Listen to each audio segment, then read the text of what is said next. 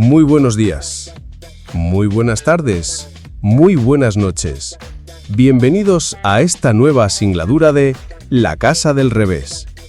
Me dirijo a los hispanoparlantes de ambos hemisferios, a los situados a uno y otro lado del Atlántico y del Pacífico. Además, como siempre, lo hago desde un país presuntamente discapacitado, desde el 4 de diciembre del 2017. Mi enfermedad es rara. Yo no. Vivo con dolor, un dolor que en los días buenos roza lo intolerable. En los malos, te quita las ganas de continuar. En algún momento de nuestras vidas, sea porque lo traíamos de casa, o bien porque nuestra casa tuvo contratiempos, nuestras vidas dan un vuelco, como si cabeza abajo se nos pusiera. Nuestra casa se pone del revés. La Casa del Revés. Te invito a suscribirte al canal, pon like, dale un me gusta, activa la campanita y suscríbete. Suscribirse sigue siendo gratis. De esta forma me motivas para continuar. De esta forma me ayudas a que el canal crezca y que esta comunidad se pueda convertir en un referente. Ayúdame a ayudar. Tenemos que compartir más. Decirle a YouTube, al mundo mundial, a todo este mar de seres humanos, que este canal es otra forma de ver el mundo. Posiblemente tu mundo. Te invito a que visites La Casa del Revés, un podcast de Joshua Gala. ¿Le ayudas a comprender el mundo que le rodea? Recuerda que todo lo que te voy a contar hoy te interesa.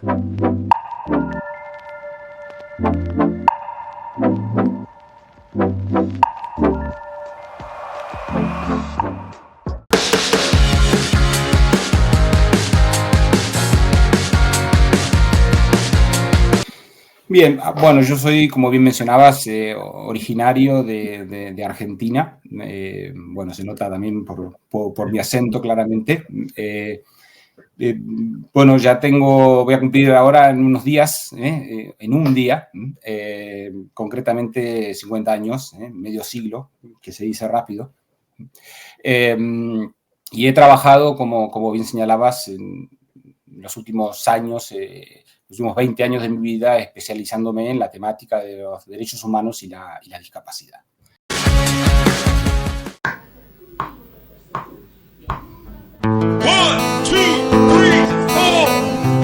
La Casa del Revés, un podcast de Joshua Gala.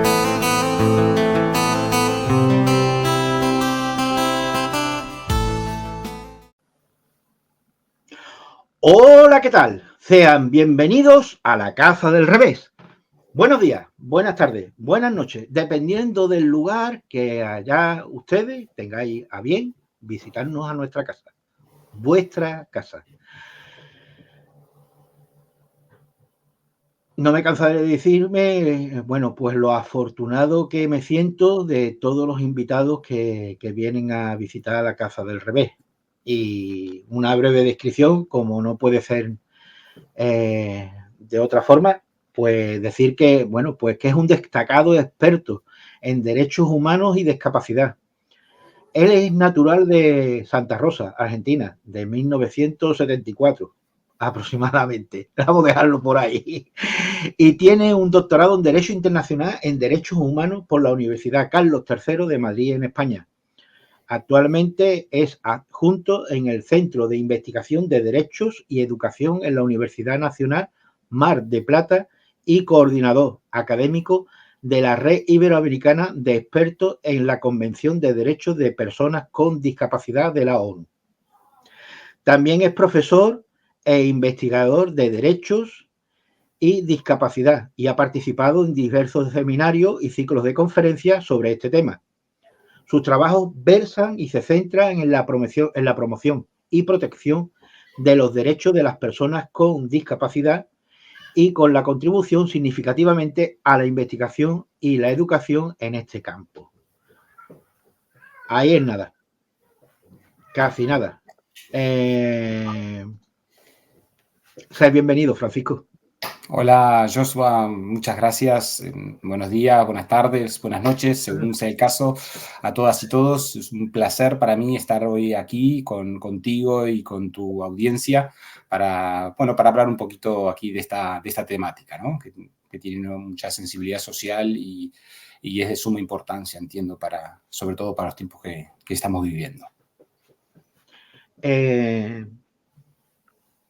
A pesar de que yo he mencionado parte de tu biografía y de tu trayectoria, bueno, pues esta es casi una pregunta recurrente que tengo con todos los invitados. Cuéntame un poco cómo fue tu juventud y qué te inició inclinarte, digamos, por esta disciplina. Muy bien. Bien, bueno, yo soy, como bien mencionabas, originario de Argentina. Bueno, se nota también por mi acento, claramente. Bueno, voy a cumplir ahora en unos días, en un día, concretamente 50 años, medio siglo, que se dice rápido. Y he trabajado, como bien señalabas, en los últimos años, los últimos 20 años de mi vida, especializándome en la temática de los derechos humanos y la discapacidad. Bueno, mi infancia crecí en un pueblo, con las ventajas que eso trae, ¿no? Un pueblo de la provincia de Buenos Aires, muy pequeñito, pero que permitía eso de jugar en la calle, de montar bicicleta y bueno, es algo que realmente agradezco muchísimo, haber crecido en un entorno así tan sano, ¿no? Y de barrio y de calle, que en algún punto creo que ha moldeado mucho mi personalidad, ¿no? Llegué hasta el instituto y al momento de estudiar en la universidad, como suele suceder, la gente de pueblos tenemos que movernos a ciudades un poco más grandes, ¿no? Y ahí es donde termino empezando o estudiando mi carrera, licenciatura en Derecho, ya por el año 94 inicio, y bueno, y el término de 5 años obtengo mi licenciatura en Derecho. Creo que siempre tuve claro que me gustaba el derecho y sobre todo dentro del ámbito del derecho siempre demostré un interés particular hacia las temáticas transnacionales, internacionales. Creo que desde muy temprana edad, inclusive en mi formación jurídica, me acerqué y de hecho inicié mis primeros pasos académicos como ayudante alumno en la Cátedra de Derecho Internacional Público en la Universidad Nacional de Mar del Plata, en Argentina. Y creo que eso me ha marcado justamente en mi perfil profesional. Apenas terminar mi carrera de grado, tuve la oportunidad de hacer un posgrado en Holanda, en la ciudad de La Haya, que sabéis que es la sede del derecho internacional, ¿no? Y una experiencia maravillosa que también me ha marcado, ¿no? Me ha marcado profesionalmente y personalmente. Y dentro del ámbito del derecho internacional también, digamos, ¿no? Ya desde sus primeros inicios empecé a demostrar algún tipo de interés por los derechos humanos, ¿no? Dentro de los diferentes ámbitos y perspectivas del derecho internacional público, los derechos humanos siempre ha sido digamos, ¿no? Mi área de interés claro. Posteriormente, en el año 2001, ya inicio mis estudios doctorales en la Universidad Carlos III de Madrid, el programa de Derechos Fundamentales del entonces Instituto de Derechos Humanos Bartolomé de las Casas en Madrid.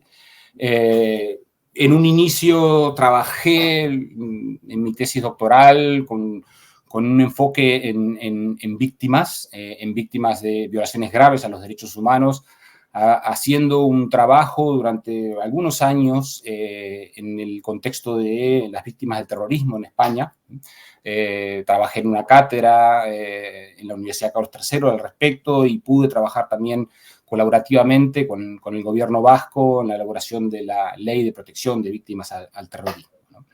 Pero paralelamente, mientras trabajaba en esta área, allá por el año 2005, trabajando en el Instituto de Derechos Humanos, que tiene una línea clara de investigación en derechos humanos y discapacidad.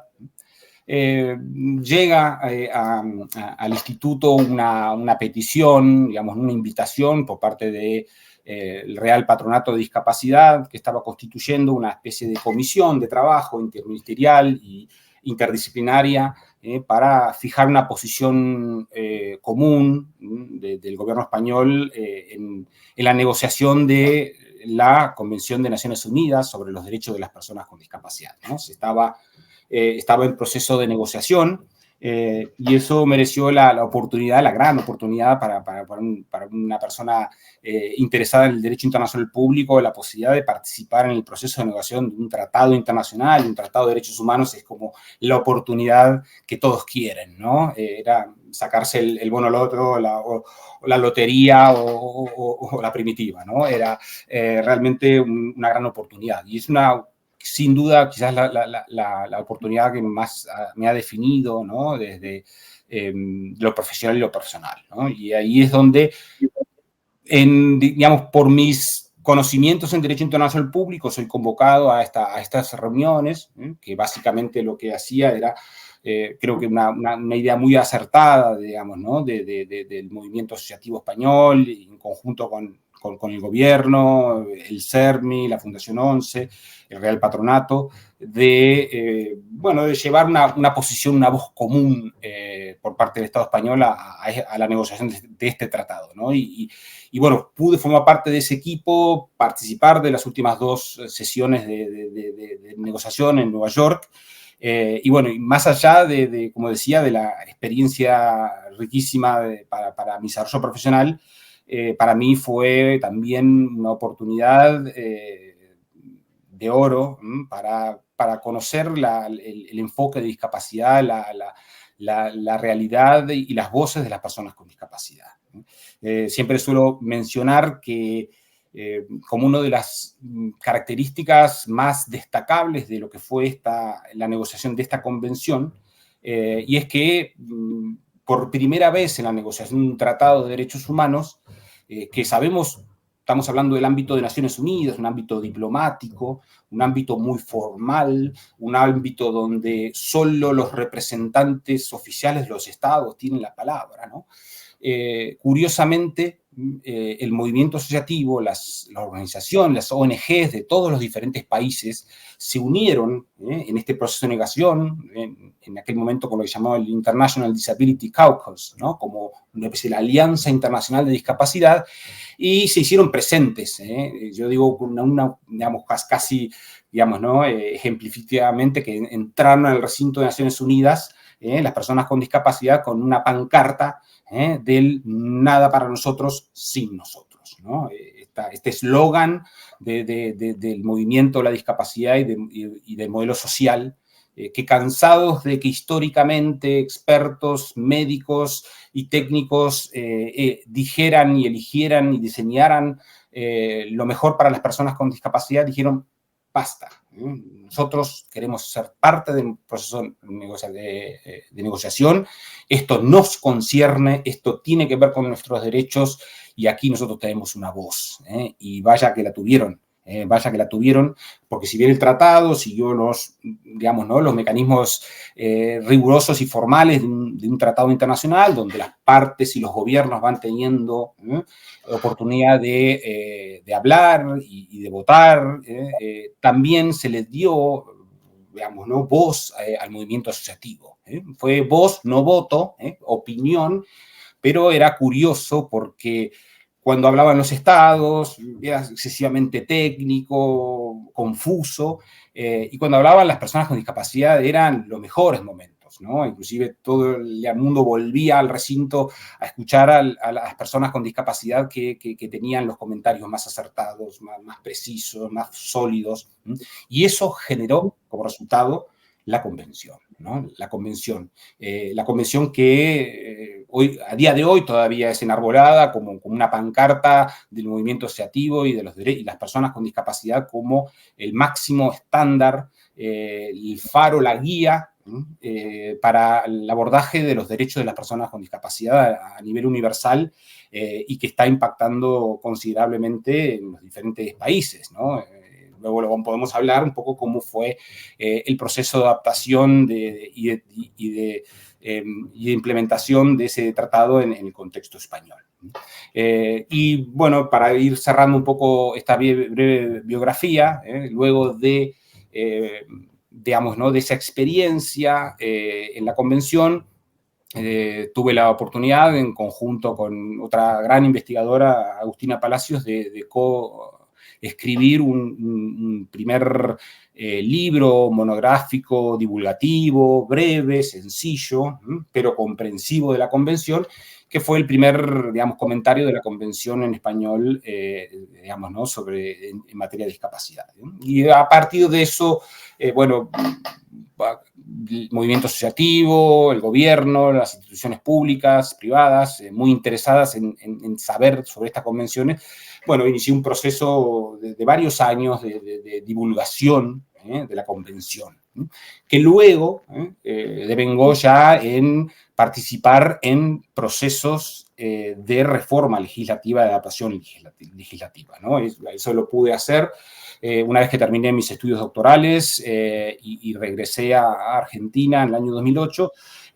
Lo hice previamente en España y también lo pude hacer de forma colaborativa en Latinoamérica, ¿no? Por intermedio de algo que mencionabas al principio, cuando me presentaste, de esta red iberoamericana de expertos en la convención, una red que involucra a Hispanoamérica y que de forma colaborativa, con representantes en varios países de la región, trabajamos colaborativamente para promover la reforma y la implementación. Y esto dio resultados, ¿no?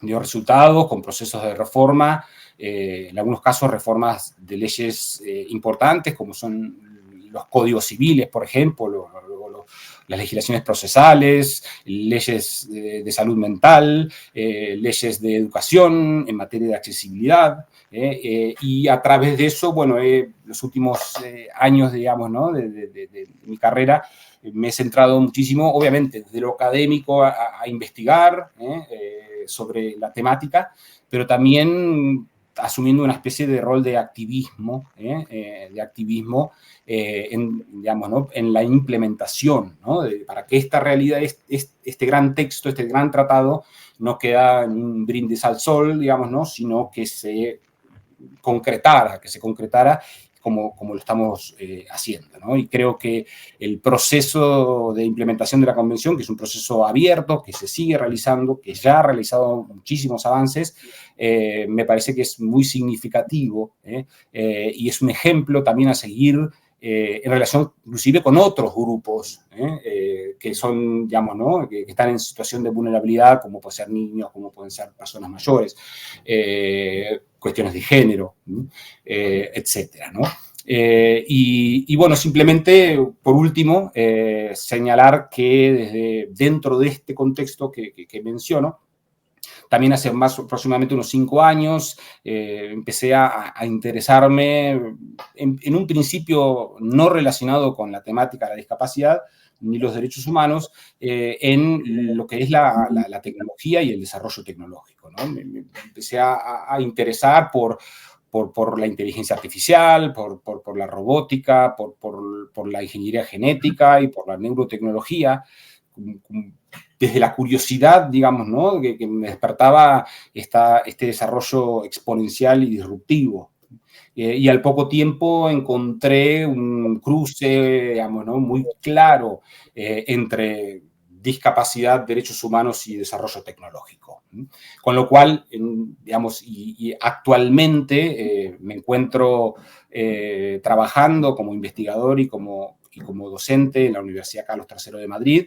Acabo de terminar un proyecto postdoctoral y mi área de especialización es justamente, digamos, ¿no?, el impacto de la tecnología y principalmente de la inteligencia artificial en los derechos de las personas con discapacidad. Bueno, esto es un breve resumen y te devuelvo la palabra. Perdón que me he extendido mucho. Para nada. Al contrario, yo tengo ahora mismo las neuronas en ebullición que las tendré que ir ordenando. Desde que inicié este proyecto en enero, el proyecto del podcast de La Casa del Revés, bueno, pues, como he comentado, yo he sido muy afortunado y espero seguir siendo tan afortunado de todos aquellos que vienen a visitarme, ¿no? A visitar la Casa del Revés, a visitar la casa de todos nosotros, ¿no? Y prueba de ello, bueno, pues de Argentina en concreto, bueno, pues como se suele decir desde aquí, desde España, pueblo hermano de nosotros, pues ya ha habido varios participantes al respecto y quieras que no, te genera inquietudes en este aspecto porque voy a lanzarte una cuestión que espero que nadie malinterprete las palabras que voy a decir, porque, bueno, pues la situación a nivel mundial y de forma muy localizada está ahora mismo muy convulsa y sobre todo con las personas de la mal llamada discapacidad, ¿no? En Argentina en concreto, ¿cómo se encuentra el tema de la discapacidad? Bueno, desde el punto de vista normativo, es decir, de desarrollo normativo, digamos, el desarrollo no ha sido diferente al de la mayoría de los países de la región. Y eso implica de que ha habido muchísimos avances. Se puede, digamos, una de las principales consecuencias que ha tenido la Convención para el mundo, no solamente para Argentina, tiene que ver con un cambio de paradigma, un cambio paradigmático. Y ese cambio de paradigma tiene que ver con la forma de entender la discapacidad. Brevemente, sin extenderme, menciono que se sabe, digamos, ¿no? Al momento de negociarse la convención, lo que existía en la mayoría de los países en cuanto a derechos de las personas con discapacidad era el llamado modelo médico o modelo de rehabilitación, ¿no? Que es un modelo que ve la discapacidad desde una cuestión médica, entendiendo que digamos, ¿no? Deficiencia, digamos, ¿no? Definida así por la Convención, que tiene que ver con que puede ser de carácter físico, intelectual, mental o sensorial.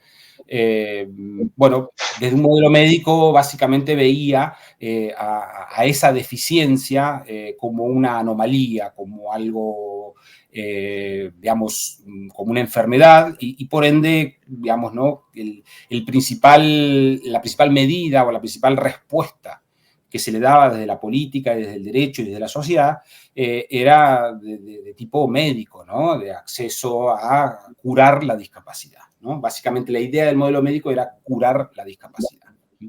El modelo social rechaza un poco esa visión, primero porque surge de las propias personas con discapacidad, e incluye, digamos, un nuevo elemento o caracteriza la discapacidad desde dos elementos, ¿no? Por un lado reconoce que evidentemente hay ciertas personas que tienen, vamos a llamarle deficiencias, vamos a llamarle porque es el concepto que utiliza la Convención, quizás no sea el concepto más adecuado, pero digamos que la deficiencia es esa característica personal que tiene cada individuo, que vuelvo a repetir, puede ser genéricamente de carácter intelectual, mental, sensorial o físico. No me puedo trasladar como la mayoría, no puedo entender como la mayoría, no puedo escuchar como la mayoría, no puedo ver como la mayoría. Es decir, hay una situación personal. Para el modelo médico, esa es la discapacidad. Es tu problema, tú eres el que es, digamos, ¿no? El que está enfermo o el que es anormal, digamos, ¿no? Y evidentemente desde este enfoque, digamos, ¿no? La solución que te doy es para que te puedas integrar socialmente es que te cures, que te rehabilites, que te corrijas, que te normalices.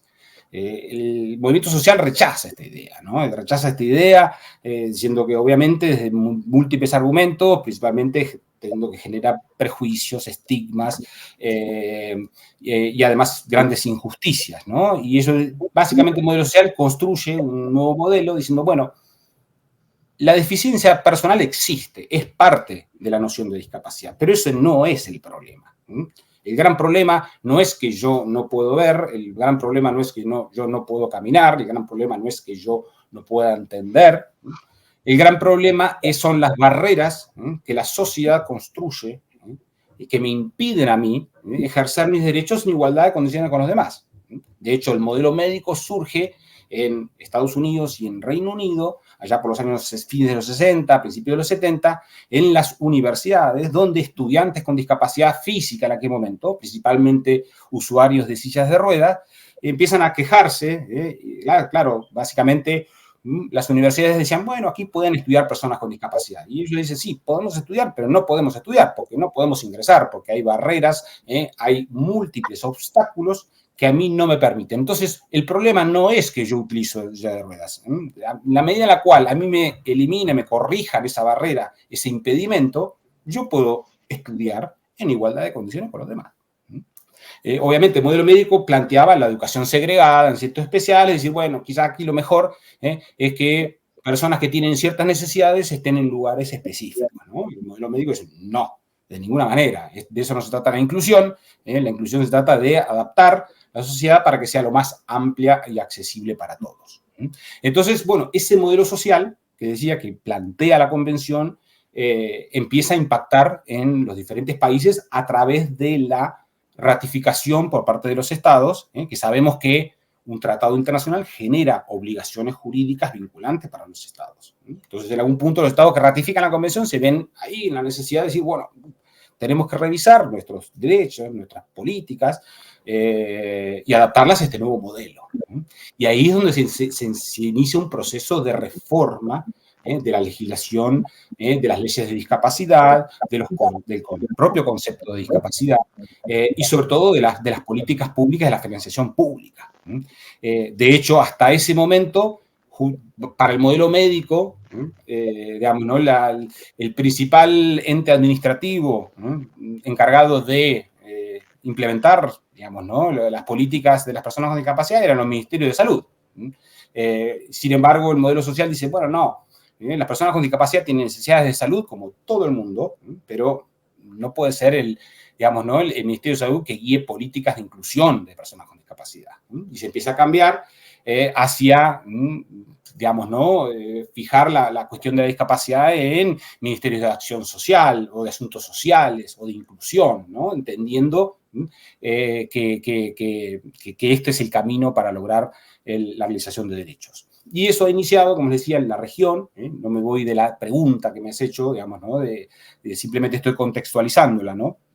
Para entender que en Argentina, al igual que sucedió en varios países de Latinoamérica, Europa, pero en España concretamente, ha habido reformas de las leyes, ha habido avances, visibilización de la cuestión de la discapacidad, ha habido más campaña pública para entender el modelo social, pero creo que, digamos, el grado de desarrollo económico de un país también, digamos, ¿no? impacta en gran medida en la adopción de este enfoque, ¿no? Y entonces, lo que estamos viendo, quizás en países, por ejemplo, de las realidades latinoamericanas, es un gran avance en cambios de modelos, en cambios de perspectivas, en el lenguaje, digamos, ¿no? de lo que es la política pública, pero luego cuando vamos al terreno, al día a día, vemos falta de recursos, falta de financiación y falta de medidas concretas. En especial, dentro de, o sea, se sabe que más allá de las diferentes medidas, digamos, ¿no? la discapacidad requiere, digamos, ¿no? en la mayoría de los casos, ¿no? Que la persona obviamente tenga lo que se llama un sobrecoste. un sobrecoste. Es decir, la vida para la persona con discapacidad es mucho más cara, es mucho más compleja que para las personas sin discapacidad, y eso claramente requiere de política pública, de política de apoyo, ¿no? Aquí España, digamos, luego de la Convención ha implementado, ¿no? La ley de la dependencia, por ejemplo, que ahora, bueno, de promoción de autonomía, reformó la ley de discapacidad en 3 ocasiones desde la Constitución, hasta que adoptó últimamente un texto refundido, digamos, ¿no? que unifica básicamente toda la legislación de discapacidad bajo un mismo paradigma, con medidas concretas. Creo que los grandes problemas que están enfrentando algunos países, sobre todo menos desarrollados, como es la realidad de Latinoamérica en general, tiene que ver con acompañar un poco todo este proceso con compromiso de financiación pública, de dinero, digamos, ¿no? Y no de seguir, digamos, ¿no? Volcando, digamos, ¿no? la carga digamos, ¿no? de los apoyos que requieren las personas con discapacidad y la carga de la modificación del entorno construido en las propias personas con discapacidad, y ni siquiera en las organizaciones, ¿no? en las organizaciones de la sociedad civil, porque hasta el modelo social, la mayoría de las ONGs, las asociaciones y fundaciones, en general eran fundaciones, digamos, ¿no? que básicamente lo que hacían era intermediaban con el gobierno para que esos sobrecostes, digamos, esa onerosidad, digamos, ¿no? del abordaje de la discapacidad, digamos, no sea tan gravosa para las personas. Y un poco lo que se ha ido diciendo es, bueno, aquí ese no es el rol de las ONG, no es el rol del tercer sector, proporcionar apoyos a las personas con discapacidad. El tercer sector lo que tiene que hacer es activismo, tiene que promover los derechos, pero es al Estado al que le corresponde hacer frente a esto. Y yo creo que ese es un poco el camino que ahora se está, digamos, ¿no? se está abriendo con avances y retrocesos, también en algún punto relacionados con la ideología o el color del partido político gobernante en el momento, ¿no? Evidentemente algunas ideologías un poco más socialistas tienden a abordarlo esto con más receptividad, y otros aires, y sobre todo los libertarios que estamos viendo hoy en día, tratan un poco de, bueno, si te tocó, problema tuyo, ¿no?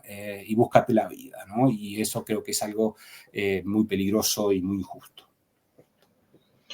En el poco tiempo que llevo con este proyecto, pues he tenido oportunidad de, bueno, pues de conversaciones con letrados, con gente que han estudiado Derecho, y a todos más o menos le traslado y ahora intentando aprender de ustedes con el fin de mejorar yo y poder trasladar también a la comunidad esos conocimientos, ¿no? Entonces, en este caso, como en otras ocasiones que he trasladado, no solo digamos, a expertos en derecho, sino a otros especialistas en distintas disciplinas, no expreso opinión, sino voy a tratar de ser objetivo con los siguientes hechos que te voy a trasladar ahora, ¿vale?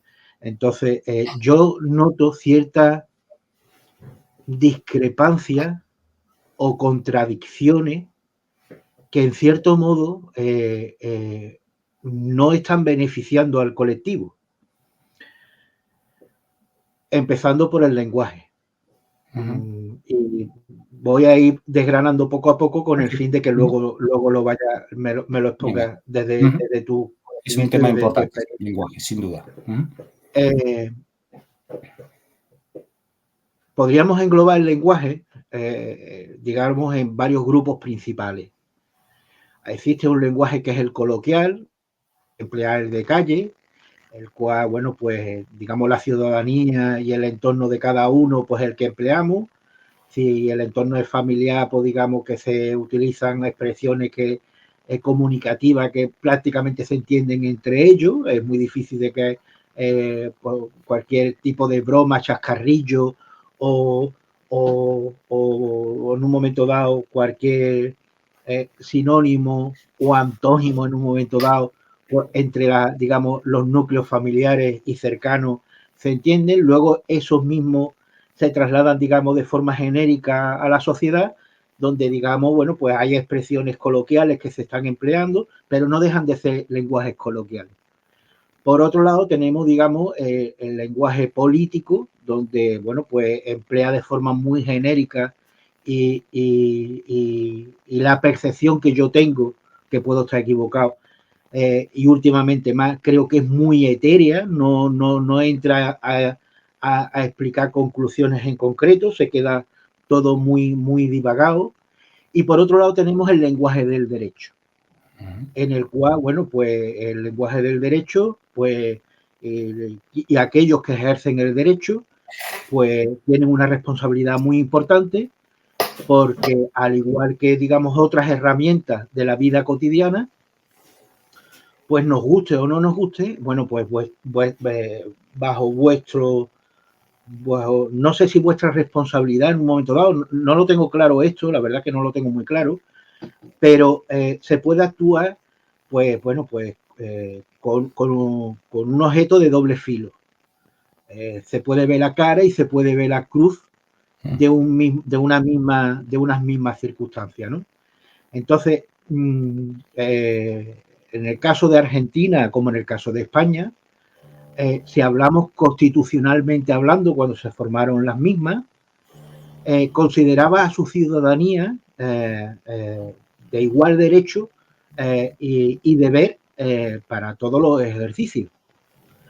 Si seguimos avanzando en esos iguales y derechos de la ciudadanía, en derechos y deberes que tienen que ejercer, a medida que vamos evolucionando, pues resulta de que en organismos internacionales, como en este caso la Convención de Naciones Unidas, hay una refundación donde, o sea, una reputación, creo que me estoy expresando mal, pero bueno, me vas a entender ahora, donde se reafirma que existen unos derechos humanos y se traslada una carta de derechos humanos, sí, donde ciertos países, digamos, que firman ese acuerdo para, digamos, reafirmar no solo lo que están diciendo a nivel internacional, sino para reforzar lo que hay constitucionalmente en cada país.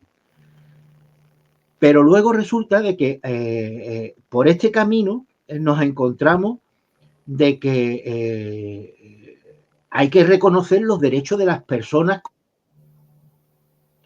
lo cual ya entra en contradicción de que ya no somos iguales ante las constituciones, porque se está excluyendo cierto colectivo que previamente ya tenían adquirido esos derechos de igualdad de derechos y deberes. Entonces, estas contradicciones en principio a mí me generan cierta incertidumbre y cierta inquietud, porque en un momento dado no deja de ser para el colectivo que seamos una moneda de cambio. Seguimos avanzando y, como te he comentado, hablando del lenguaje y trato de ser objetivo, aquí no expreso opinión, si nos tenemos a bien la etimología, el origen de la palabra persona, nosotros no somos actores, no tenemos máscara, ni interpretamos obras de teatro. Y por otro lado, si hablamos de discapacidad, como bien has expresado tú y como bien ha ocurrido a lo largo con reivindicaciones universitarias, no somos menos capaces. Curiosamente, el hecho de hablar de personas con discapacidad ya hace implícito, por un lado, bueno, pues que temo de que somos menos capaces. Y volvemos a entrar en esa contradicción que te estoy comentando de forma objetiva, por donde en los organismos internacionales se reconocen los derechos humanos, pero luego hay una refrenda que habla de las personas con discapacidad.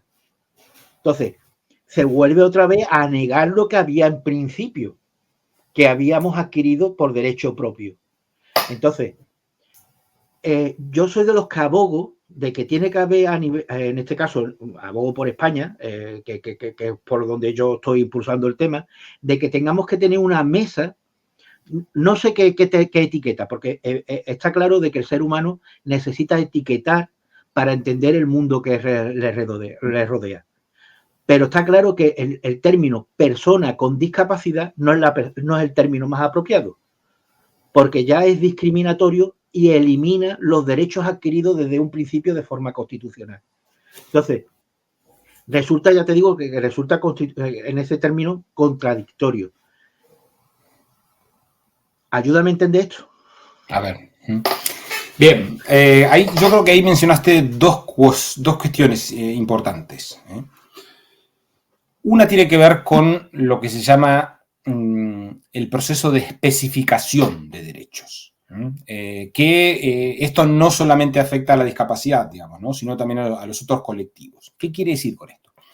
Después de las Naciones Unidas, el año 45, el primer instrumento que se adopta en materia de derechos humanos es la Declaración Universal. La Declaración Universal del año 48, el primer texto universal escrito, no era un tratado, pero fue el primer acuerdo mundial por escrito que existió en materia de derechos humanos, ¿no? La Declaración Universal, a día de hoy, un instrumento sumamente importante, y era el primer catálogo extenso y escrito de derechos humanos universales.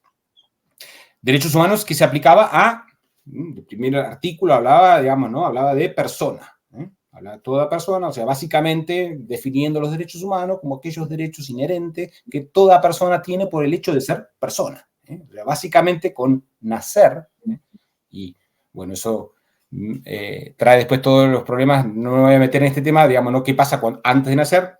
Que es un tema, pero bueno, pareciera que desde el punto de vista del reconocimiento internacional, uno adquiere digamos, ¿no? esa potestad de persona y por ende investiga derechos humanos desde el momento en el que nace. Se hace la Declaración Universal con mucha aceptación. Bueno, luego viene la Guerra Fría, no me voy a meter mucho sobre esto, viene un impasse en Naciones Unidas, donde no se puede trabajar mucho en materia de derechos humanos por la bipolarización, digamos, en aquel momento entre Rusia y Estados Unidos. Y allá ya por fines de los 60, mediados de los 60, se logra, digamos, ¿no? Convertir esta Declaración Universal de Derechos para todas las personas en un tratado. En realidad no en uno, sino en dos tratados. Aquí lo que pasa es que se fracciona la Declaración Universal y se convierte en dos tratados independientes, el llamado Pacto Internacional de Derechos Civiles y Políticos y Pacto Internacional de Derechos Económicos, Sociales y Culturales. En algún punto lo que hacen esto es toman la Declaración Universal y la convierten en un tratado vinculante para los estados, con obligaciones para los estados. Hasta ahí venimos perfecto, y tenemos ya un cuerpo, un códex que le llaman la Carta Internacional de Derechos Humanos, compuesta por la declaración y los dos pactos. Y en principio, si las cosas se respetaran y fueran bien, no hubiéramos necesitado más nada, porque ya ahí tenemos los derechos humanos de todas las personas. Entonces, el proceso de redacción de nuevos tratados de Naciones Unidas se tendría que haber quedado ahí. Ya está.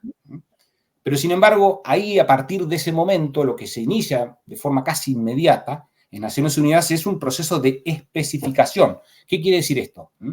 Básicamente ciertos grupos de personas, grupos en situación de vulnerabilidad, están diciendo, mire, esto que usted me está reconociendo a nivel universal como persona está muy bonito, pero resulta que en la práctica yo me quedo fuera de esto.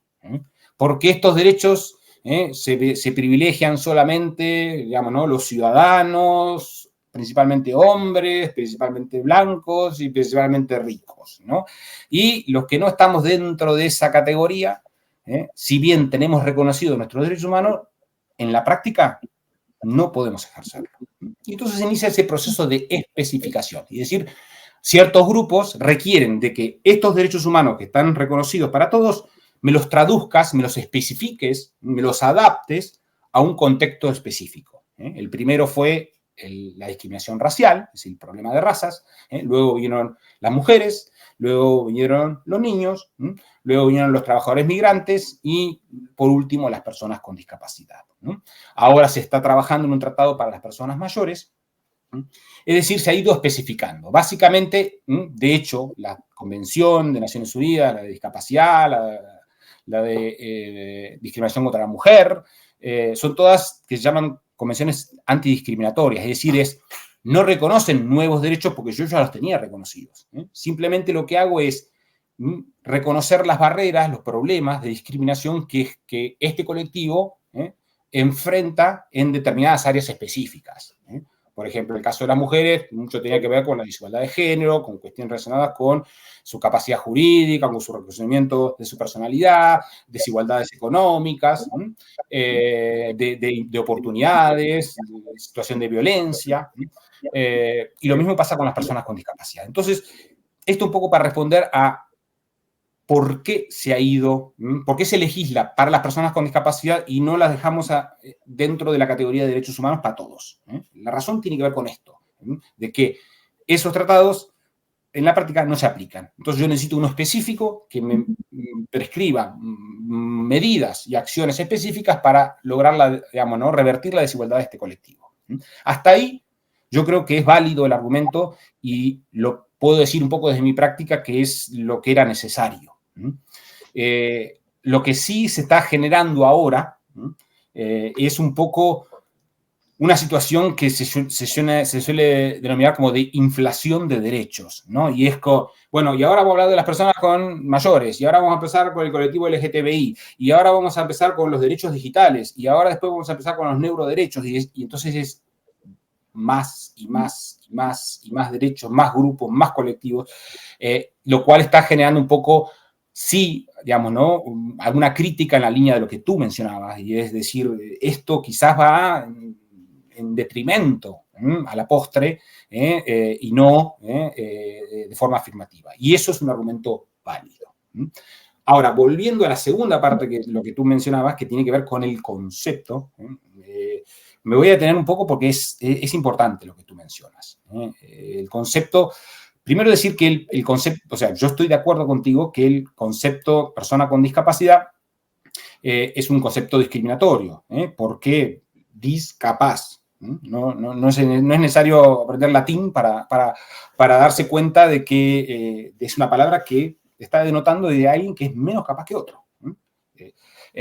Claro, esto a la luz de, hasta ese momento, no se hablaba de discapaz, sino se hablaba de minusválido, de imbécil, de idiota, de retrasado mental, digamos, ¿no? De tullido, digamos, esa era la terminología que se estaba utilizando en la legislación y la política. Entonces, había que avanzar hacia un concepto que en algún punto, digamos, ¿no?, avanzara desde, digamos, ¿no?, el concepto de discapacidad, digamos, cuando lo analizamos desde esta visión, no parece ser un concepto muy, muy feliz. Ahora, si lo comparamos con los otros que mencioné, parece un avance. Y se discutió mucho esto. Aquí entra una cuestión de carácter legal, si se quiere. Tú mencionabas el hecho del lenguaje coloquial, digamos, de los usos sociales, pero también es cierto que para el derecho, cuando el derecho crea una serie de medidas o de derechos o de acciones para implementar a un determinado colectivo, yo lo tengo que delimitar legalmente, porque si no, ¿cómo hago? Digamos, ¿no? Yo digo, bueno, quiero sacar, por ejemplo, una política o unas acciones de ayudas para el colectivo de la discapacidad. ¿Cómo evito de que esas ayudas las pida cualquier persona y que vayan para las personas con discapacidad? Entonces, legalmente, ¿cómo me aseguro que estos recursos que el Estado va a destinar a un colectivo vayan para el colectivo, no vayan para las personas que no se lo merecen? Entonces, en ese sentido, yo sí necesito delimitar conceptualmente, legalmente, bueno, ¿cuáles van a ser las personas que van a quedar cubiertas dentro de este concepto? Pero bueno, venimos arrastrando el modelo médico, donde la discapacidad la definía, la determinaba una junta médica, y donde progresivamente hemos ido incorporando ya equipos interdisciplinarios, trabajadores sociales, entendiendo de que la discapacidad no se construye desde una cuestión meramente personal, sino básicamente en relación con el entorno. Hay hay algunos conceptos que serían más saludables desde lo ideológico, desde lo conceptual y de lo coloquial. Claro que sí. Por ejemplo, Agustina Palacios y Javier Romaneach, dos estudiosos de la discapacidad, en el año 2007, publicaron un libro que llamaba El modelo de la diversidad, ¿no? Y ellos defienden el concepto de diversidad funcional. Persona con diversidad funcional. Analicémosla. Persona con diversidad funcional, ¿no? Básicamente la idea es decir, mira, si yo no puedo ver o no puedo escuchar, digamos, no soy menos, digamos, ¿no? Soy diverso. No le pongamos todavía ninguna calificación de positivo o negativo, más o menos. Es diverso, simplemente diverso, ¿no? Y desde esa idea construir esta idea del modelo de la diversidad o el modelo de las personas con diversidad funcional. Que además está, la idea de diversidad está, digamos, ¿no? Implícita y a veces explícita en el propio concepto del modelo social y de la propia convención, ¿no? Pero claro, también un poco lo que se intentó, ¿no? Y es ya de un punto de vista estratégico, no ideológico, decir, no podemos crear un concepto absolutamente nuevo que nadie lo entienda porque al final después nadie va a saber de qué estamos hablando. Entonces, ya desde un punto de vista político, de acción, de sensibilización social, un poco lo que se dice, bueno, persona con discapacidad, digamos, no es el más feliz de todos, pero eso es al menos un concepto de que la mayoría de la ciudadanía y de las personas saben a lo que nos referimos cuando hablamos de discapacidad, más allá de que sea o no. Y simplemente para cerrar, digamos, se suele hablar mucho de discapacitados, y este énfasis que dice, no, discapacitado, yo no soy discapacitado, yo soy persona con discapacidad. Y muchos se quejan y dicen, pero esto es una terminología, es una cuestión, digamos, terminológica menor. Digo, bueno, no tanto, porque yo soy persona con discapacidad, no soy discapacitado. La noción de discapacitado, digamos, está mucho más alineado con el modelo médico en el decir, mira, vos sos el anormal, vos sos el que está discapacitado. Una persona con discapacidad, digamos, tiene que ver con una persona que tiene una diversidad funcional, pero que encuentra barreras. Entonces, en la medida en la cual tú me eliminas la barrera, esa discapacidad desaparece. Entonces, puedo decir, ¿por qué persona con discapacidad? Si sos una persona con autismo, el autismo no se cura, no se revierte, lo voy a hacer toda la vida. Dice, claro, si lo miramos del modelo médico, vas a hacerlo toda la vida. Ahora, desde la visión del modelo social, si a ti te eliminan las barreras, tu discapacidad desde la visión del modelo social desaparece. No la diversidad funcional, pero sí desaparece. Una persona con autismo que tiene los apoyos y que se puede integrar socialmente, prácticamente, digamos, ¿no? Los problemas que enfrenta por lo general para poder ejercer su derecho desaparecen y por ende desaparecería la discapacidad. No sé si se entiende un poco esta precisión de por qué es importante hablar de persona con discapacidad, no discapacitado. Y por ende, España ha mantenido todavía el concepto de minusvalía, no de minusválido, pero sí de minusvalía. El último lugar donde teníamos el concepto de minusvalía y de minusválido era en la Constitución, que se reformó este año, ¿no? En enero del 2024, la reforma constitucional del artículo 49 de la Constitución española permite ya cerrar un poco, desde el punto de vista terminológico y lingüístico, los malos usos que arrastraba el derecho y la política española del modelo médico. No porque España particularmente sea, sino porque era un poco lo que sucedía en todo el mundo, ¿no? España no era la excepción. Agradezco enormemente porque me arrojas luz al respecto y como bien te he expresado, bueno, pues el ser humano tiende a poner etiquetas para comprender el mundo. Más allá de que yo siga encontrando contradicciones a las cuales no entiendo y aquí tengo la oportunidad de que tú me las puedas explicar, ¿no? Respecto a lo que has mencionado antes de la terminología diversidad funcional, me resulta curioso porque el término diversidad funcional, digamos, ha sido muy impulsado a nivel internacional por el movimiento de vida independiente y me ha resultado bastante llamativo de que ese término no terminara implementándose, digamos, en la Constitución. Más allá de, digamos, de las etiquetas que podamos o no poner, porque tampoco estoy muy de acuerdo con el término diversidad funcional, pero bueno, el tema está en que es lo que te estoy comentando, para comprender el mundo necesitamos etiquetar, pero seguimos avanzando y sigo encontrando contradicciones, por lo que a lo largo de la conversación que estamos teniendo, tú bien estás exponiendo, y ahora voy a, digamos, a exponer hechos objetivos, no opinión propia, donde, por poner un ejemplo, el 4 de diciembre del 2017, en España se marca un punto de inflexión dentro de la accesibilidad universal. Y resumiéndolo así, a grosso modo, nos dice que toda obra nueva tiene que ser accesible sí o sí.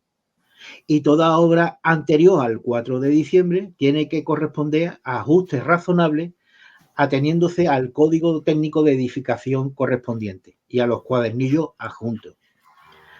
Dicho esto, y teniendo en cuenta lo que se pretende, digamos, en esa igualdad, que yo considero que la igualdad es injusta, y ahora explicaré por qué, la igualdad por igualdad es injusta, y bien nos atenemos a lo que dicen los organismos internacionales, donde nos dicen que la discapacidad aparece en el momento de que en los usos, bienes y servicios hay dificultades para que nosotros podamos, digamos, disfrutar de ellos en igualdad, y vuelvo a repetir que la igualdad por sí es injusta, en igualdad de condiciones, la discapacidad, como bien vienes mencionando, si a mí terminan barreras, esa discapacidad de forma visible desaparece para mí y yo puedo interactuar con el medio. Dicho esto, desde el 4 de diciembre del 2017,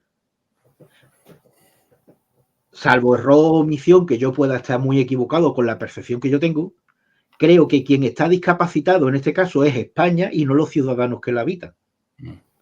Porque existe un incumplimiento al respecto. Cuando digo de igualdad por igualdad, si a mí me tratan de igual o al resto del colectivo lo tratan de igual, es muy injusto porque no se utilizan las mismas herramientas. Entonces, para llegar a esa igualdad lo que hay que aplicar es el principio de, por un lado, el principio de caución y precautorio, y por otro lado, el de... Si estos dos principios no se aplican al inicio, difícilmente podemos llegar a la igualdad. Sí. Bueno, a ver, la cuestión del cumplimiento por parte de los estados de esas obligaciones de garantizar accesibilidad es un problema. Es un problema. Pero también hay que entender algunas cuestiones técnicas y de cómo funciona el derecho también para tampoco hacerse falsas ilusiones, digamos, ¿no? Es decir, el derecho, ¿no?, es una herramienta, ¿no? Es una herramienta. Y yo digo, siempre hago una especie de paralelismo, le digo, bueno, pensemos en el derecho como un martillo, ¿no? Es una herramienta, ¿no? Claro, un martillo, cuando está en la caja de herramientas o está en el piso, no deja de ser un pedazo de metal con una madera atravesada en el medio, digamos, ¿no? Y entonces el martillo pasa a ser una herramienta en el momento de que yo lo cojo y con ello empiezo a construir mi casa o lo utilizo como herramienta, digamos, ¿no? Pero claro, nosotros no vamos a pretender de que el martillo por sí solo me construya la casa, digamos, ¿no? Digamos, si yo quiero construir la casa, lo que me voy a valer de esta herramienta, que en lugar de clavar los clavos con una piedra o con la mano, lo voy a hacer con una herramienta que me va a garantizar de lograr mi objetivo de una forma más efectiva. En los derechos se puede hacer una especie de paralelismo, digamos, ¿no? Es decir, si el día, digamos, desde el punto de vista formal, una norma, digamos, ¿no?, que se aprueba, por ejemplo, en el Parlamento, bueno, sigue su proceso, digamos, ¿no?, se adapta, se sanciona, y el momento en el cual la norma empieza a ser vinculante, obligatoria, es cuando se publica en el boletín oficial. Entonces, si hoy, digamos, 12 de septiembre se publica una norma, por ejemplo, que nos reconoce un derecho en el boletín oficial, a las 0 horas, 1 minuto del día 13, esa norma empieza a ser obligatoria. Ahora, ¿qué implica que una norma empiece a ser obligatoria? Eso implica, si esa norma me reconoce un derecho, significa que a las 001 va a ocurrir alguna especie de, digamos, ¿no?, de fenómeno paranormal que va a cambiar mi realidad. No, digamos, ¿no? ¿Por qué? Porque el derecho per se no va a hacer nada, no va a cambiar mi realidad, el derecho. Digamos, el derecho es una herramienta, y entonces si yo quiero cambiar algo en mi realidad, lo que tengo es que utilizar esa herramienta, como utilizar el martillo, ir al derecho y tratar de implementarlo. Entonces, lo primero que entender es esto, digamos, no tener falsas expectativas de lo que es el reconocimiento de un derecho. Es muy importante porque yo ya tengo la legitimidad legal y eventualmente puedo ir a un juez a pedir que lo obliguen a alguien a que cumpla ese derecho. Pero el derecho per se, y le digo yo, esto es mi mensaje hacia el colectivo de las personas con discapacidad, es muy importante el reconocimiento de derechos, pero es mucho más importante entender de todos estos derechos cuáles son los que yo puedo utilizar como herramientas para cambiar mi vida. Esa es la gran funcionalidad del derecho. Dicho eso, en materia de accesibilidad es absolutamente correcto. La cuestión de los estándares y las obligaciones en materia de accesibilidad es un poco compleja, no me voy a detener en eso. Creo que la forma en la cual, digamos, se desarrolla normativamente el español, eso no lo opino yo, sino también todo un grupo de investigadores del Instituto y de la Universidad Carlos III que participo, en que es un concepto limitado, digamos, ¿no? Es un concepto limitado, acotado, y que tiene grandes problemas digamos, ¿no?, de implementación, principalmente porque el sistema legal español de accesibilidad establece mecanismos de control principalmente de tipo administrativo, ¿no? Y entonces eso hace que sea muy difícil que las personas puedan obligar el cumplimiento. Más allá de que en estos estándares, y también sucede en normativa, digamos, española, es decir, suponte, como tú dices, que el Estado reconoce que a partir del 17 de diciembre de 2017, todos los nuevos, bueno, está bien, el ejemplo que tú utilizaste hablaba de obra nueva, ¿no? Pero supongamos que diga, a partir de ahora, toda la administración pública deberá ser accesible y demás. Bueno, hay que reconocer que eso es un proceso que no se puede hacer de un día para otro. Por eso se habla de la realización progresiva de los derechos sociales, entendiendo de que si yo quiero lograr sanidad para todos, no lo puedo hacer de un día para otro y no lo puedo hacer a golpe de un decreto o de una norma, digamos, ¿no? Tengo que hacerlo progresivamente, disparando recursos y demás. No obstante, es cierto que para el colectivo de la discapacidad existe un tratado internacional que le reconoce el derecho a la accesibilidad, digamos, ¿no?, a los entornos y servicios, pero después en la realidad no hay forma de lograr realizar esos derechos. Pero no es problema de la norma. El problema está en otro lado, digamos, ¿no? Quizás son los mecanismos de garantía, los mecanismos de obligación, digamos, ¿no? Yo creo que ahí igual, por ejemplo, el CERMI como movimiento asociativo lleva una labor muy loable, ¿no?, de activismo político, y está todo el tiempo quejándose y diciendo al gobierno, ustedes no están cumpliendo, ¿no? Y esa acción, digamos, ¿no?, un poco incómoda que hace el CERMI a los poderes públicos, me parece que es muy importante. Me parece que es muy importante porque, bueno, hay que hacer presión política también un poco para lograr esos cambios. Pero entiendo que puede haber un poco de frustración por parte de ciertos colectivos sobre lo inaccesible que siguen siendo muchos de los espacios, ¿no? No solamente el arquitectónico, sino el actitudinal, y encima ahora estamos empezando a ver un nuevo escenario de inaccesibilidad que cada vez es más importante para la vida de las personas con discapacidad. Y me refiero a lo que es el entorno digital, o, digamos, ¿no?, la discriminación o la inaccesibilidad que, digamos, enfrentamos en el entorno digital, que además, como la convención en su momento y los propios ámbitos de regulación de condiciones de accesibilidad digamos, ¿no? Estaban pensados para accesibilidad en los sitios web, ¿no? Digamos, ¿no? Como, y a las tecnologías de la información y la comunicación, ahora con el desarrollo exponencial del entorno digital, donde ya prácticamente ejercemos, como se digo, digamos, ejercemos ciudadanía, ¿no? Inclusive se habla de ciudadanía digital, digamos, ¿no? El entorno digital en un principio estaba visto como un espacio de comunicación, digamos, ¿no? Hasta lúdico, recreativo, y hoy en día el espacio digital es un espacio donde ejercemos ciudadanía, ¿eh? Si tenemos que hacer, digamos, les habrá pasado a la mayoría, digamos, ¿no? De que quiere hacer un trámite, digamos, ¿no? Con la administración pública, uno se va, como siempre, a la repartición y ahí hay un guardia en la puerta y dice, ¿qué quiere usted? No, quiero sacar una cita para, mire, tiene que escribir aquí a este sitio web y tiene que, con certificado digital, y usted tiene que... Sí, pero yo estoy aquí, yo quiero que una persona física me tome y dice, no, esto ya es todo digital. Claro, entonces va la persona con discapacidad, entra al sitio web y no es accesible. Digo, a ver, el Estado me está diciendo ahora que la única forma que puedo gestionar este trámite con la administración pública es en el entorno digital y encima no es accesible, digamos, ¿no?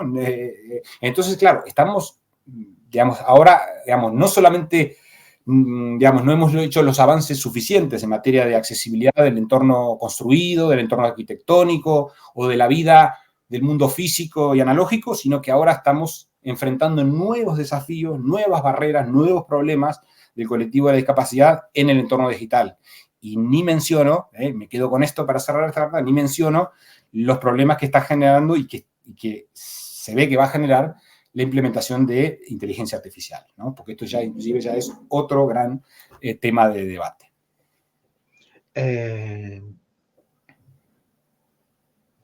Desde el desconocimiento que tengo al respecto y gracias a, ya te digo, a la luz que me estás arrojando al respecto,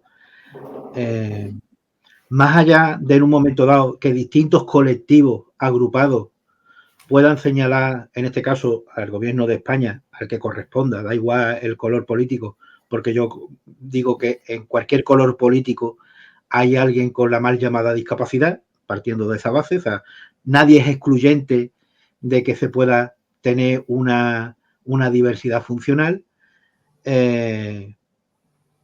No deja de ser anecdótico señalar las deficiencias que hay.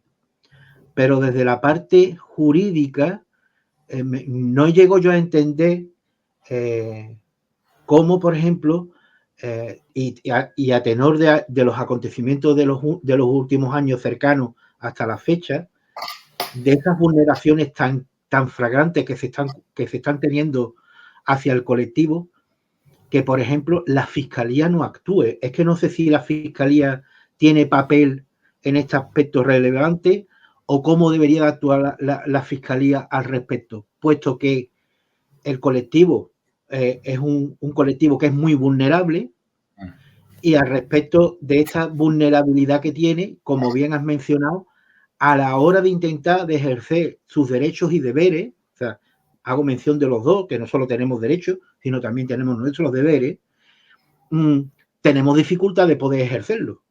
Entonces, más allá de que ciertos colectivos señalen esas deficiencias, más allá de que ciertas, digamos, figuras administrativas señalen esas deficiencias,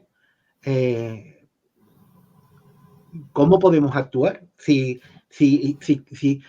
Porque prácticamente estamos hablando de una trayectoria que desde que tenemos Constitución hasta la fecha han pasado 50 años.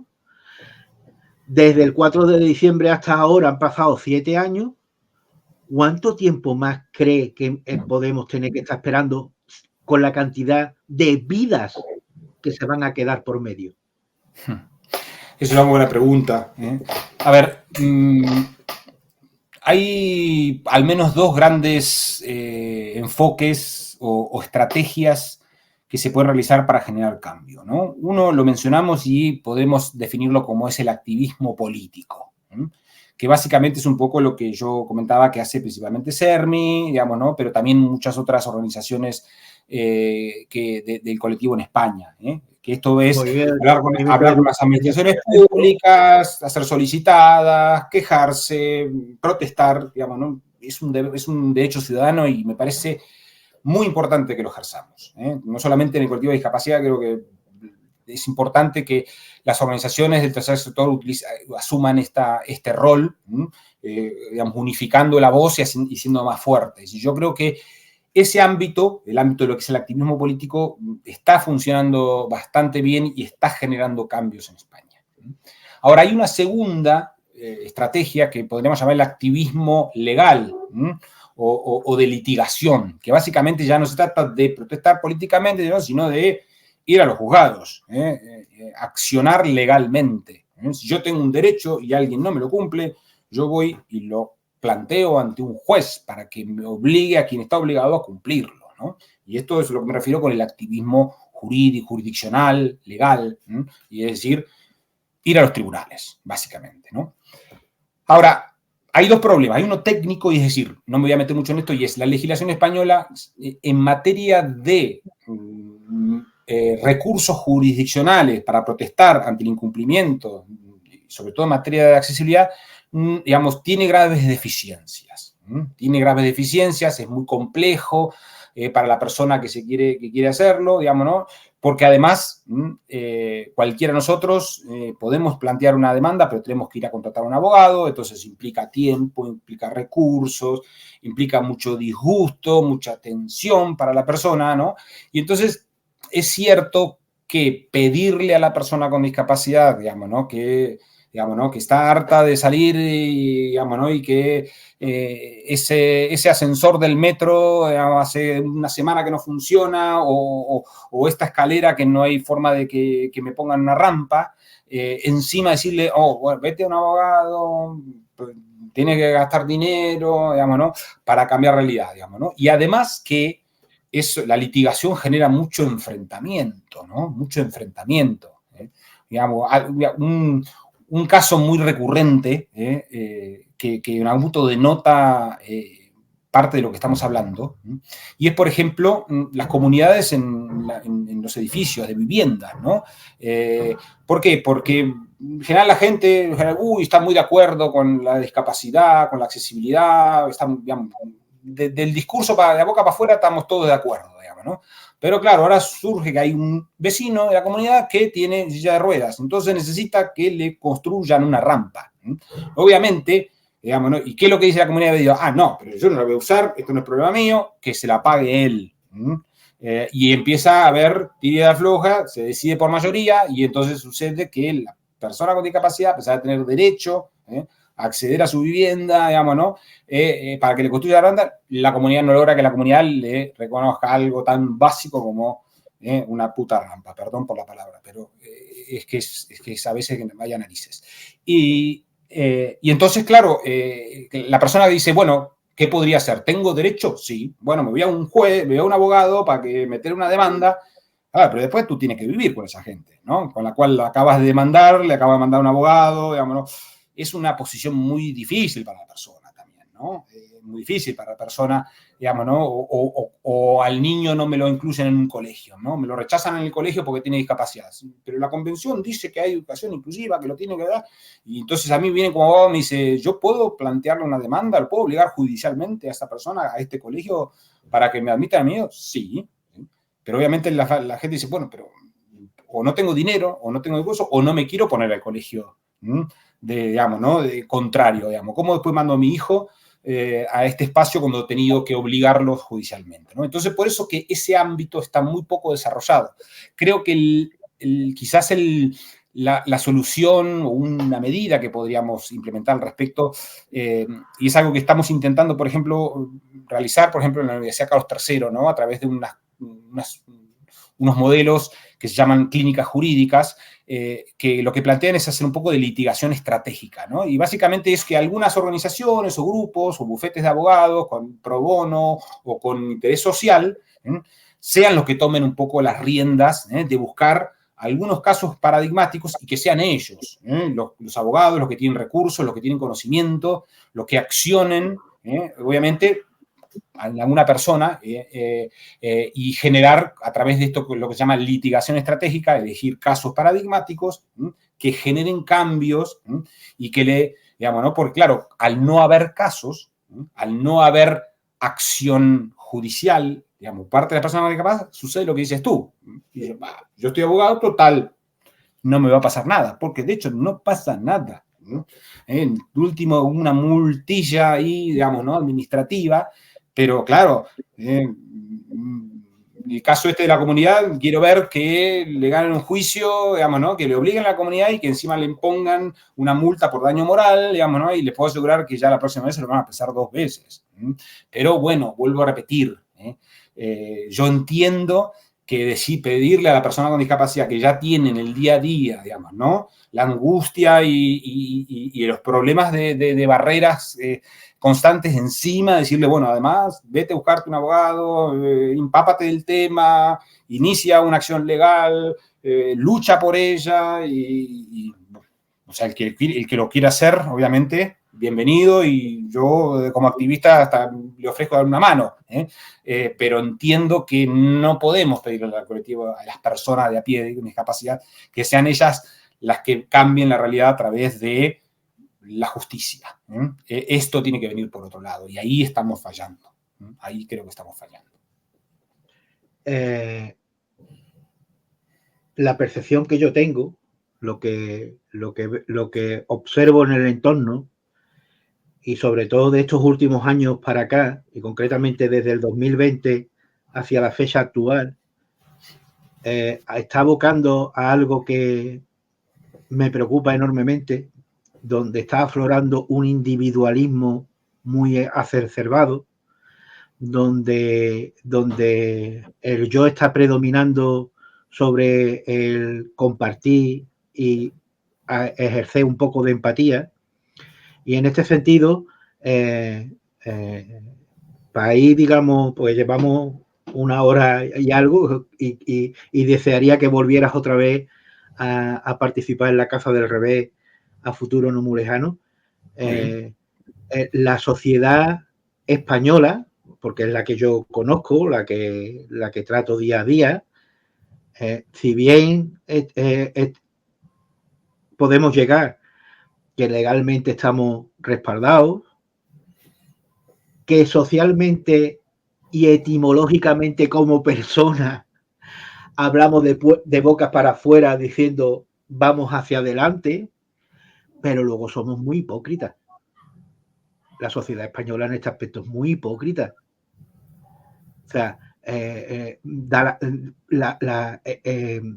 se tira mucho la piedra para esconder la mano.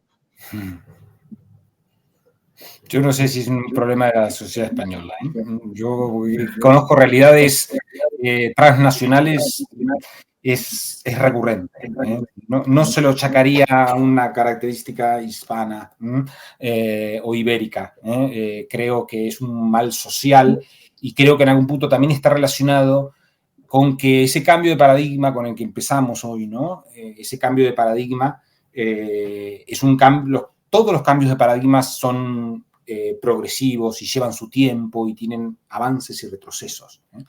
Pero yo creo que a la postre, al final, digamos, ¿no? La sociedad empieza a entender el modelo social, pero todavía sigue habiendo muchas reminiscencias de los modelos antiguos, en donde, digamos, ¿no? Realmente de la boca para afuera todo muy bien, pero cuando ya ahí eso afecta de que un recurso que iba a ir para mí, va a ir para otro, o una medida que iba para mí, va para otro lado, bueno, ahí ya no nos gusta tanto, ahí ya no nos gusta tanto como sociedad, digo, ¿no? Eso tiene que ver con tomarse los derechos en serio, un poco, ¿no? Es decir, realmente, o sea, ¿tú consideras que una persona, por el hecho de ser persona, tiene derechos humanos? O sea, si realmente compartes esa visión, tienes que entender el enfoque del modelo social de discapacidad y todas sus consecuencias. Pero esto implica que una persona, digamos, ¿no? con discapacidad que requiera apoyos 24 horas, el Estado le tiene que garantizar, digamos, atención las 24 horas de forma constante y demás. Sí. Y no puede ser que en la lotería del nacimiento, digamos, ¿no? se vaya a determinar, digamos, ¿no? digamos, ¿no? la suerte o mala suerte que uno tiene en la distribución de los recursos sociales, porque no dejan de ser recursos sociales. Entonces el Estado reparte, un poco dice, bueno, yo junto a través de impuestos y reparto. Entonces ahí el problema viene cuando viene el reparto. Cuando viene el reparto, ahí dentro de los recursos dice, no, pero mira todo el dinero que se lleva la discapacidad. Pero bueno, para dos gatos locos, como es un poco el discurso que no estoy siendo peyorativo, sino cosas que yo escucho constantemente, ¿no? Pero son unos pocos ahí que vamos a andar gastando, haciendo traducción simultánea, si viene uno solo, ¿no? ¿Nos tomamos los derechos en serio o no nos tomamos los derechos en serio? Entonces, cuesta socialmente, no solamente los gobiernos, sino a la sociedad, digamos, ¿no? Que este discurso que suena muy bonito en la boca y en la teoría, cuando impacta en la realidad, cuando pasan los recursos y sobre todo en la distribución de recursos, eso quedó patente de una forma, para mí, que me va a quedar grabada un poco como una especie de herida en el alma, digamos, ¿no? Y que fue, digámoslo, la atención o la desatención que recibieron las personas con discapacidad durante la pandemia, ¿no? Donde había pocos respiradores, pocos recursos y, bueno, la persona mayor y la persona con discapacidad, manga. No. Si total, ¿no? En esa palabra, y si total, ¿no? Que ni siquiera terminan la palabra, ¿no? Pero tú te tomas en serio, ¿somos iguales o no somos iguales? Entonces, un respirador vale lo mismo que una persona de 80 años que tenga discapacidad o que sea un niño de 16. No me vengas aquí a asignar recursos en base a lo que tú consideras que quién tiene más derecho o menos derecho, más merecimiento, según lo que tú crees que más posibilidades de vida o de aporte social puede tener esa persona en la sociedad. Creo que ese es el gran problema, pero vuelvo a repetir, no me parece que sea un problema, o sea, entiendo que tú lo señalas porque es la realidad que tú vives. Entonces, yo no puedo hablar de Francia, no puedo hablar de Estados Unidos, no puedo hablar de Argentina, hablo de España porque es lo que conozco. Bueno, es cierto, pero no es, yo creo que es una cuestión muy social. Sumado a que, y con esto ya voy cerrando, que no estamos viviendo buenos tiempos, buenos momentos para los derechos humanos. Estamos pasando, el mundo está atravesando, bueno, lo vemos un poco, ¿no? En los cambios políticos que estamos viendo en algunos países, ¿no? Mismo Argentina, Brasil, Italia, Estados Unidos, Hungría, bueno, Francia, punto. Es decir, una nueva oleada de individualismo, un poco a la luz de lo que tú decías. Yo siento mucho individualismo. Bueno, hay algo de eso. Hay algo de eso, hay como una vuelta de que la gente está un poco volviendo, bueno, acá esto es la meritocracia, acá cada uno se salva como puede, cada uno se procura lo que puede generar y lo social empieza a ceder hacia lo individual. Y este es un fenómeno preocupante. Como te he comentado, Francisco, darte primero las gracias por toda la luz que me has ido arrojando, que yo creo que a esta pequeña comunidad de la Casa del Revés le va a venir muy bien las palabras que nos has contado y esta conversación que hemos tenido. Y como te he dicho, no pretendo que esto sea un adiós, sino que sea un hasta luego y un después para un próximo encuentro en la Casa del Revés. Pues para esta pausa, di las últimas palabras. Bien, nada, simplemente mensaje para las personas con discapacidad, ¿no? Desde el empoderamiento de los derechos humanos, ¿no? Y no es necesario pedir permiso, no es necesario pedir perdón, pedir por favor, perdón. Ni permiso ni por favor. Las personas con discapacidad han estado todavía como necesitadas de pedir permiso o pedir por favor. O sea, está bien que lo pidan desde una cuestión de cortesía social. Está bien que una persona pida permiso y diga por favor. Ahora, cuando se trata de ejercer los derechos, no es necesario pedir permiso, no es necesario pedir por favor. Estos son mis derechos y punto. Gracias. Muchísimas gracias, Francisco. Hasta la próxima. Hasta la próxima. Si has llegado hasta aquí, encarecidamente quiero darte las gracias. Si puedes ayudarme que este mensaje, como si cuyo contenido estuviera en una botella lanzada al mar, pudiera llegar a un equipo médico que quisiera hacerse cargo de mi caso, te lo agradecería. Comenta, comparte, suscríbete y activa la campanita para estar informado de cuando subo videos. Gracias. Deseo que disfrutes de un magnífico día, tarde o noche. Típica el clipper termorista que piensan. Pues esta es súper típica también.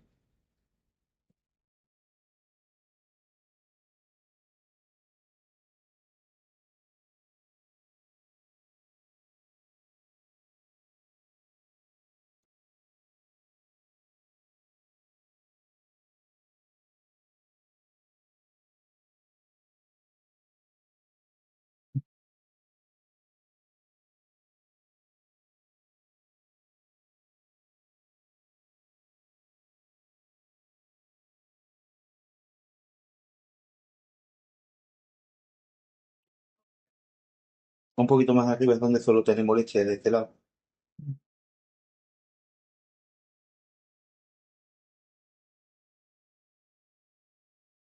Los puntos reales de molestia los tenemos focalizados. No, es que los tenemos... Esta muy típica el clipper termorista que piensan. Pues esta es súper típica también.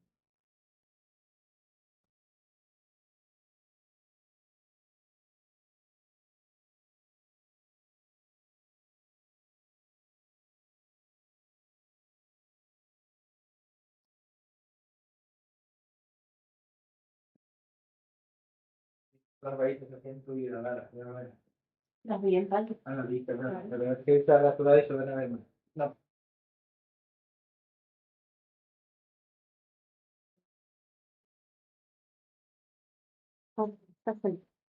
A ver.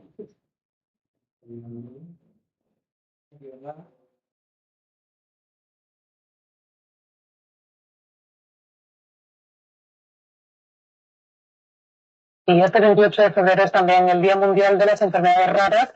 Recordemos a esas miles de personas que padecen algún tipo de dolencia poco común y que por tanto no son muy estudiadas por su poca incidencia. Hemos hablado con Joshua Gala, padece una dolencia que solo tienen otras 40 personas en España y menos de 1000 en todo el mundo. La enfermedad de Joshua se denomina síndrome de Klippel-Trenaunay, una dolencia que se caracteriza por un crecimiento excesivo de huesos y tejidos blandos e inflamación de las venas varicosas. Y relativamente se hace un poco de vida normal mientras no se manifiesta dolor.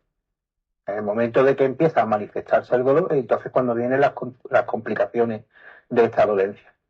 Los síntomas aparecieron a los 37 años. Después de un año le diagnosticaron la enfermedad en su máxima expresión de dolor. Está muy focalizado, o sea, a mí el dolor me viene del gemelo, que es donde tengo el problema, digamos, aunque está toda la pierna afectada, pero las detonaciones vienen del gemelo.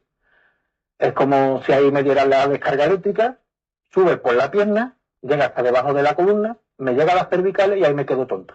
Yo ya he dejado muy claro que si de aquí a poco tiempo no encontramos una solución viable para yo tener un poco de calidad de vida, yo quiero que de forma voluntaria me amputen la pierna.